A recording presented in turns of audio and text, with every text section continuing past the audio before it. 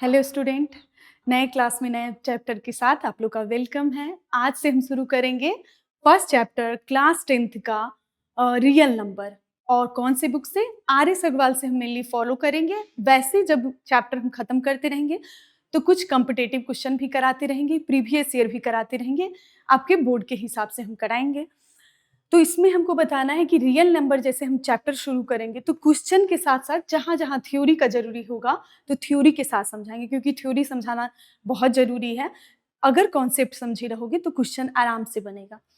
तो थ्योरी में क्वेश्चन किए, फिर थ्योरी क्वेश्चन किया और थ्योरी, उस हिसाब से हम चलेंगे ताकि तुम लोग ज़्यादा बोर भी ना हो। और ज़्यादा थ्योरी का 10th में वैसा काम भी नहीं है कि सोचना कि ज़्यादा थ्योरी दें, क्वेश्चन पे हम ध्यान देंगे।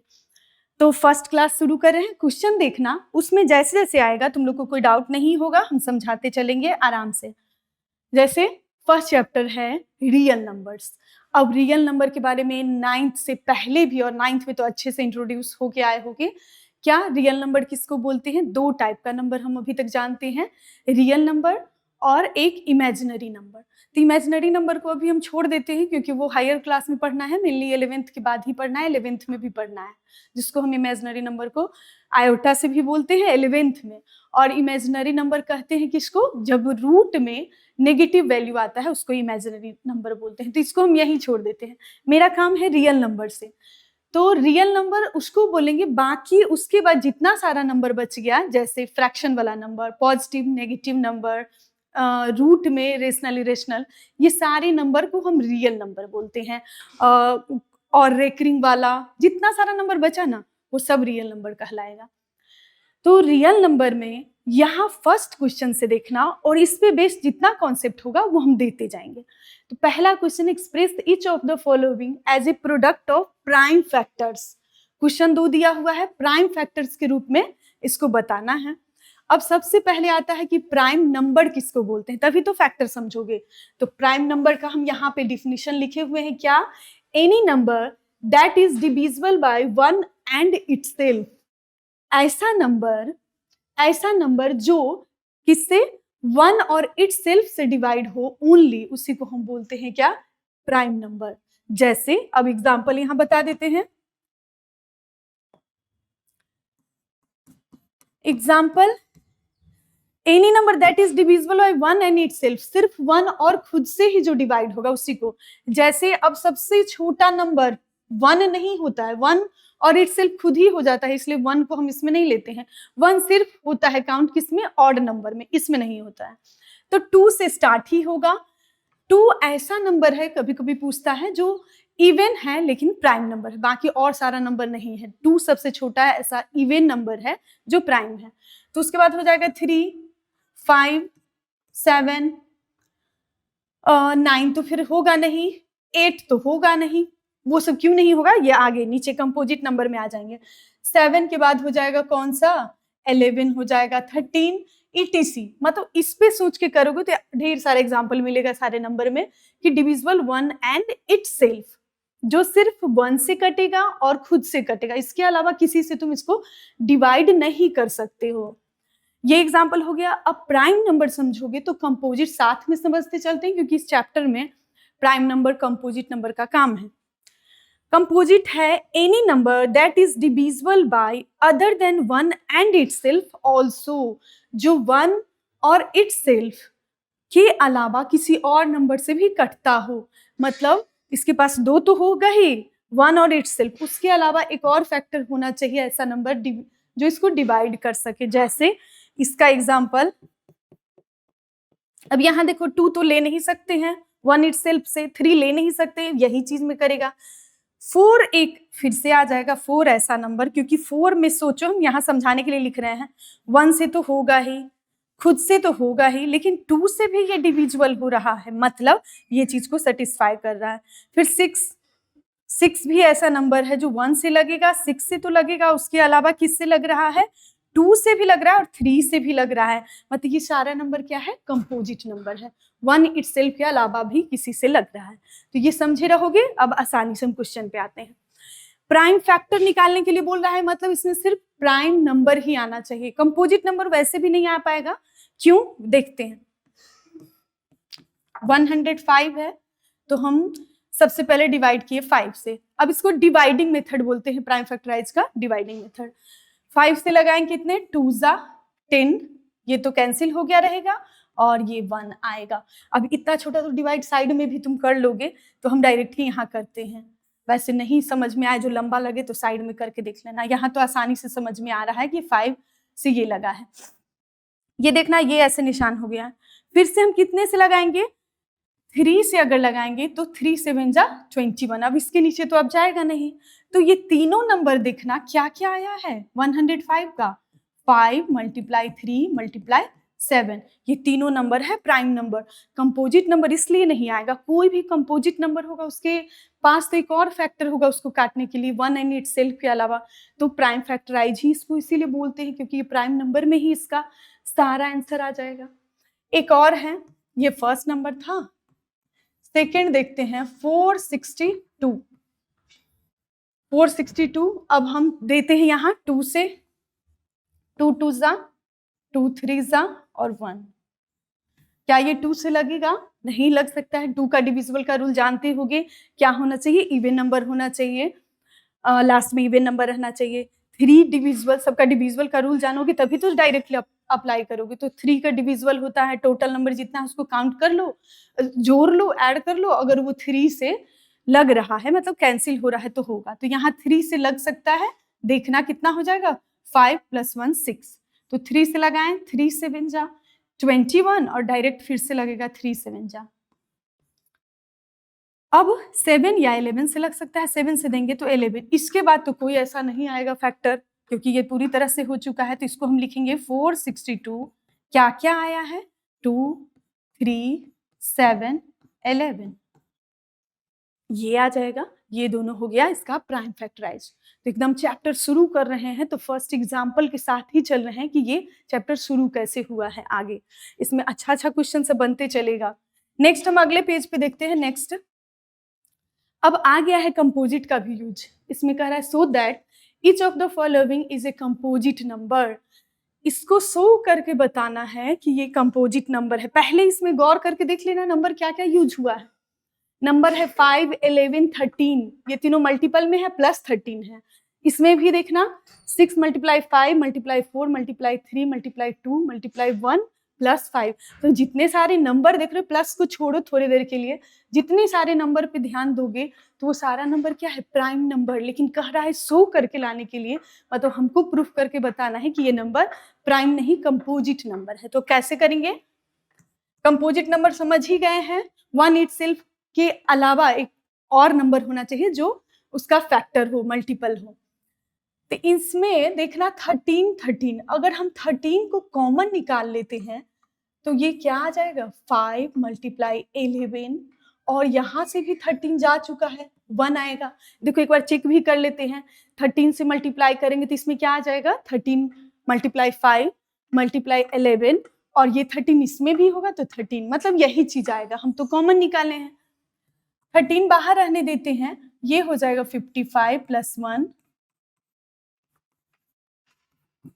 क्या आया, 13 × 56। अब 13 × 56, इसको मल्टीप्लाई करेंगे तो कुछ ना कुछ नंबर आएगा, आंसर आएगा वो हमारा। तो बताओ वो आंसर जो भी आएगा, वैसे हमको यही छोड़ना होता है, समझा रहे हैं कि अगर जो भी नंबर आएगा क्या वो 13 से डिवाइड हो सकता है, जरूर होगा क्योंकि मल्टीपल में है। 56 से भी वो नंबर डिवाइड होगा क्योंकि इसके मल्टीपल में है। और उसके अलावा वो नंबर जो भी इसका आंसर आएगा वो खुद से हो सकता है और 1 से हो सकता है। इसका मतलब क्या है, कंपोजिट नंबर तो आ गया। क्योंकि प्राइम नंबर रहता अभी आंसर तो वो 1 और इटसेल्फ से लगता, लेकिन यहाँ नहीं, दो मल्टीपल में है, तो ये मल्टीपल मल्टीप्लाई होके जो नंबर बनेगा उसके अंदर 13 भी होगा, 56 भी होगा, और 1 और इटसेल्फ तो होगा ही। तो या इसको यही छोड़ो, या और तुमको दिखाना है कि 56 में क्या क्या है, तो 7 × 8 भी है। तो ये सारा नंबर से प्रूफ हो जाता है कि ये कंपोजिट नंबर है। सेकेंड भी उसी तरह का है। देखना 5 यहाँ आया है, 5, तो हम 5 को निकाल लेते हैं। 5 निकाल लिया आगे तो क्या बचा, 6 × 4 × 3 × 2 × 1, और यहाँ से क्या आ गया है, 1, क्योंकि 5 तो जा चुका है, मल्टीप्लाई करेंगे तो इसके बीच में 5 आ जाएगा और ये कॉमन इसमें भी मल्टीप्लाई होगा तो 5 ही बनेगा। 1 है 1। अब यहाँ मल्टीप्लाई करके सबको देख लेते हैं कितना आता है। 24 मल्टीप्लाई छोटा छोटा करते हैं, मल्टीप्लाई 6 और प्लस 1 है 5। अब इसको करोगे तो कितना आएगा 144 और यहाँ प्लस 1। 5 multiply 155 45 5 multiply 145। तो इसका मतलब फिर से वही हमको समझाना पड़ेगा, इन दोनों का जो भी मल्टीपल आंसर आएगा वो तो 5 से भी डिविजिबल होगा, 145 से भी डिविजिबल होगा, 1 एंड इट सेल्फ से भी होगा। तो इससे क्या हो जाता है, कंपोजिट नंबर है। अब इसको और भी हम तोड़ लेते हैं, आगे और भी तोड़ोगे, साइड में कर लेना, प्राइम फैक्टराइज करो या क्या कर सकते हैं डिवाइड से देख लेंगे कि क्या क्या फैक्टर है। तो 5 से करेंगे तो कितना लगेगा 2 टाइम्स में और एक 9 टाइम्स में, मतलब इसके अंदर है 529। तो देख रहे हो 3 फैक्टर में आ गया है, तो इसका मतलब कंपोजिट नंबर ये है, इससे ये प्रूफ हो जाता है, यही शो करने के लिए बोला था।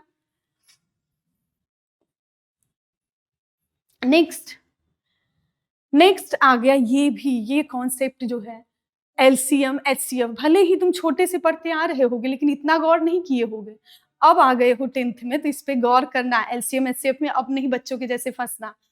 तो एलसीएम एचसीएफ बहुत मतलब 10th 9th तक आते आते वो लोग कंफ्यूज हो जाते हैं कि एचसीएफ क्या है, एलसीएम क्या है, इसको कैसे निकालेंगे।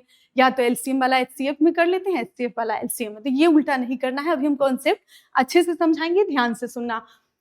कह रहा है इस क्वेश्चन में find the HCF and LCM of 126 एंड 156 using prime factorisation method. Prime factorisation method जो अभी हम पिछला जैसे सॉल्व करते आ रहे हैं, प्राइम फैक्टराइजेशन मेथड से ही बनाना है, लेकिन अब तुमको निकालना है एचसीएफ और LCM.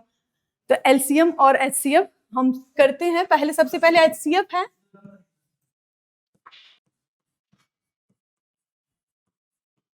Highest common factor, highest common factor इसका फुल फॉर्म। और एक है एलसीएम, फुल फॉर्म है वही, उसका डिफिनीशन भी है। एलसीएम कहते हैं लोएस्ट कॉमन मल्टीपल।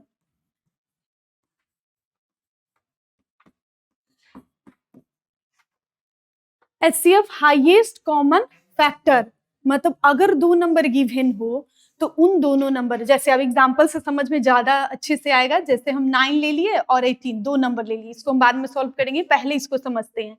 9 और 18 लिए, प्राइम फैक्टराइज कर ही लोगे 9 18 का। 3 3 जा मतलब ये 3 का स्क्वायर आया या 3 2 बार है।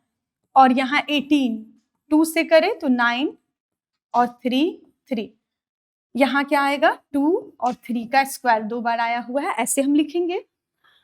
इसमें समझना हाईएस्ट कॉमन फैक्टर का मतलब वैसा बड़ा नंबर जो इन दोनों नंबर को क्या करे डिवाइड करे, वैसा बड़ा नंबर जो इन दोनों नंबर को डिवाइड कर दे। अब इसमें निकालेंगे तो दोनों में जो कॉमन बड़ा नंबर आना चाहिए, क्या दिखने में लग रहा है, ये तो 2 है लेकिन इसके पास है नहीं, 3 स्क्वायर है और यहाँ भी 3 स्क्वायर है, तो क्या इसका आंसर आ जाएगा एचसीएफ का 9 आएगा। 9 ही ऐसा बड़ा नंबर है जो दोनों नंबर को डिवाइड कर देगा। 9 से बड़ा कोई नंबर नहीं हो सकता है जो इन दोनों को डिवाइड करे, तो ये हो जाता है एचसीएफ का। अब इसी में हम एलसीएम समझते हैं लोएस्ट कॉमन मल्टीपल, ऐसा छोटा नंबर, सबसे छोटा नंबर जो क्या करे इन दोनों नंबर से डिवाइड हो जाए, मतलब ऐसा छोटा नंबर, दोनों का ऐसा मल्टीपल कॉमन मल्टीपल आना चाहिए जो इन दोनों नंबर से डिवाइड हो जाए। अब निकालेंगे एलसीएम, क्या आ जाएगा, जो दोनों में है 3 स्क्वायर है और एक बचा हुआ पार्ट है 2, तो इतना आया 18। एलसीएम आ जाएगा 18। 18 है ना, दोनों नंबर से डिवाइड होगा, 9 से भी हो जाएगा 18 से भी हो जाएगा, तो ये हो जाएगा एलसीएम।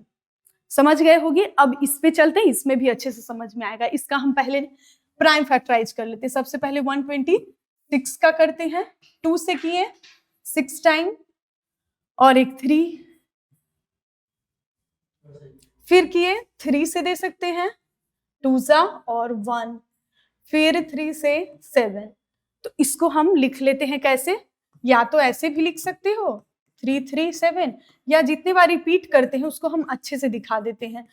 3 है 2 बार तो स्क्वायर दिखाएंगे और 7। यहाँ 156 का 2 से लेते हैं, 7 और देखना 8, ये दिए 14, 1 नीचे आया होगा रिमाइंडर, ये लग गया होगा 16 8 टाइम्स में। फिर से 2 से दे सकते हैं, एक बार 3 टाइम्स में देंगे, फिर कितने टाइम्स में 9 18 आया होगा। 3 से दे देंगे। अगर इसमें दिक्कत हो तो तुम लोग रफली क्या कर सकते हो, डिवाइड करके चेक कर लेना, वैसे इतना दिक्कत नहीं होगा, आसान सा भी है। 3 से करेंगे 1 और 3।